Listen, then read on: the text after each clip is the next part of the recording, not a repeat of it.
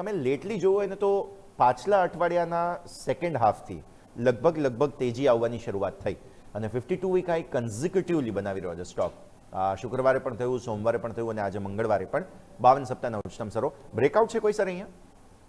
Yes, ચોક્કસ જ. એ એક મેજર બ્રેકઆઉટ છે. તમે વીકલી ચાર્ટ જોશો તો વીકલી ચાર્ટ ઉપર પણ તમને આ બ્રેકઆઉટ દેખાશે. એક મેજર જે 52 વીક હાઈ હતો 1540 નો, એના પર માર્કેટે સમવેર અરાઉન્ડ એપ્રિલ અને માર્ચ વચ્ચે હાઈ બનાવ્યા, કન્સોલિડેટ થયું અને નીચેમાં 1350 સુધીના લો બનાવ્યા.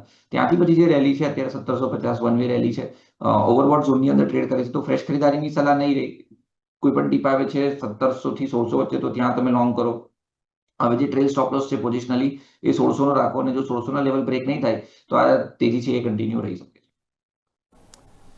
ઓકે, તો વ્યૂ આ પ્રમાણે અહીંયાથી ખાસ બનતો જોવા મળી રહ્યો છે. જીઈ શિપિંગ 52 વીક હાઈ કન્ઝિક્યુટિવલી બનાવી રહ્યો છે.